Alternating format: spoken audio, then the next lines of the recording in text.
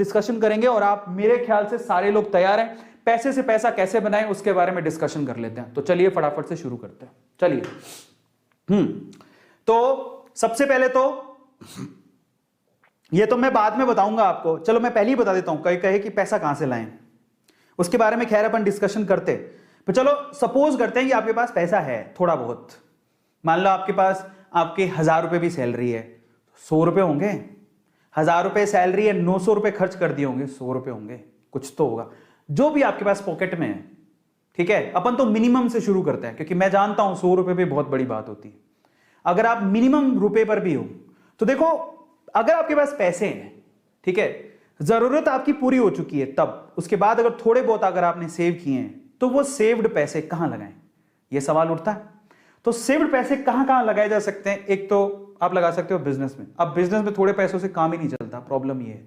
ठीक है, अब मैं एक बता देता हूं, पर वैसे ये बात, अगर आपके पास पैसे हैं तो आप बिजनेस लगाओ, बिजनेस में लगाओगे, ये रिस्की बहुत ज्यादा है, लेकिन इसके रिटर्न का कोई मुकाबला ही नहीं है। अगर वो बिजनेस चल पड़ा तो इसके रिटर्न का कोई मुकाबला नहीं है। इसका मतलब बिजनेस सबसे ज्यादा प्रॉफिटेबल है अगर आपको अपने आप पे यकीन है और अगर आप हाई रिस्क उठाने को तैयार हो तो। लेकिन हर किसी में यह मादा नहीं होता, क्योंकि बिजनेस के लिए रिस्क भी बड़ा होता है, डिफिकल्टी भी ज्यादा होती है। क्यों?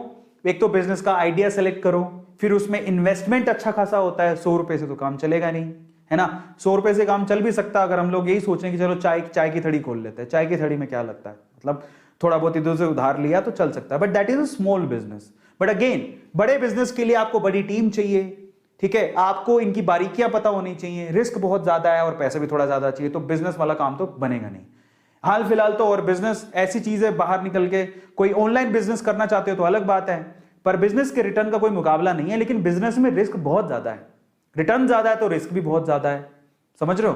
तो और इतना समय भी, सबसे इंपॉर्टेंट चीज क्या है बिजनेस में, समय भी बहुत लगता है। इतना तो समय हमारे पास है ही नहीं, इतना टाइम कैसे देंगे। अब दूसरी चीज पर आते हैं, if you have money you can invest that money. आप उस पैसे को इन्वेस्ट कर सकते हो। तो बिजनेस तो भूल जाओ, इन्वेस्टमेंट पे आ जाओ, यही हमारा टारगेट है। इन्वेस्ट मनी, आपने पैसा लगा दिया, भूल जाओ, आपको समय नहीं देना उसके बाद, समझ रहे हो। अब इन्वेस्टमेंट कहां कहां होती है जरा आप समझो। सबसे पहले तो इफ यू हैव मनी, अगर आपके पास एक्स्ट्रा अमाउंट है आप क्या कर सकते हो, आप एफडी में डाल दो, आरडी में डाल दो, पीएफ में डाल दो।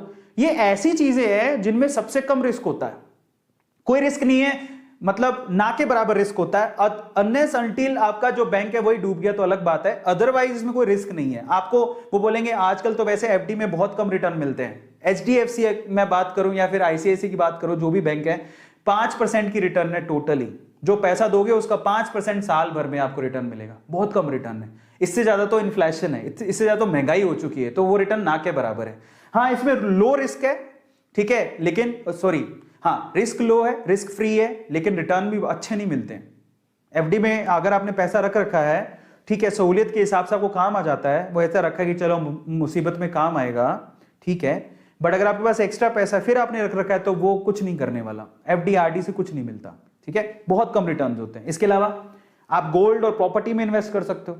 अरे यार, गोल्ड और प्रॉपर्टी तक के पैसे होते तो बात ही क्या थी, हमारे पास इतने पैसे ही नहीं है। गोल्ड और प्रॉपर्टी की इन्वेस्टमेंट के साथ प्रॉब्लम ये है कि बहुत ज्यादा एक्सपेंसिव है। गोल्ड के लिए कहां से पैसा लाएं, इतना तो महंगा हो रखा है। प्रॉपर्टी के लिए कहां से पैसा लाएं, प्रॉपर्टी कोई आ जाएगी क्या 100 रुपए में, नहीं आएगी। तो ये भी इन्वेस्टमेंट की एक एरिया है, but in that case time consuming है और एक्सपेंसिव बहुत है। इतना पैसा कहां से लाएंगे हम लोग, इतना पैसा है ही नहीं हमारे पास। फिर तीसरा सेक्टर कौन सा है, म्यूचुअल फंड। हाँ, ये अब आप आ गए हो शेयर मार्केट में। शेयर मार्केट में एक ये थोड़ा कम रिस्क वाला काम है। यहां पर शेयर मार्केट में इन्वेस्टमेंट हो रही है बट म्यूचुअल फंड के थ्रू हो रही है। ये लेस रिस्की है एज कंपेयर टू डायरेक्ट आप जो शेयर खरीदते हो, लेकिन यहां पर एवरेज रिटर्न्स मिलते हैं। अगर आप म्यूचुअल फंड में पैसा लगाते हो, एसआईपी कर रखी होगी बहुत सारे लोगों ने, तो यहां से जो रिटर्न मिलते हैं वो मैक्सिमम कितने होंगे, 7% से लेके 15-18% तक रिटर्न मिलता है। इससे ज्यादा रिटर्न नहीं होता। 18% मिल गई तो वैसे बहुत बड़ी बात है, बट यहां पर इतना रिटर्न नहीं है। बट यहां पर आप थोड़े पैसों से भी काम चल सकता है। अगर आप 100 रुपए हो तो भी आप म्यूचुअल फंड में लगा सकते हो। लेकिन अगर वही 100 रुपया अगर आप में रिस्क टेकिंग कैपेबिलिटी है और अगर आप शेयर मार्केट में लगाते हो डायरेक्टली, तो यहां पर आपको रिटर्न भी अच्छे मिलते हैं। तो आप जरा समझो, इफ यू हैव मनी तो बिजनेस से अच्छा कुछ नहीं हो सकता, बट उसके लिए स्किल चाहिए। इतना तो हमारे पास टाइम है नहीं।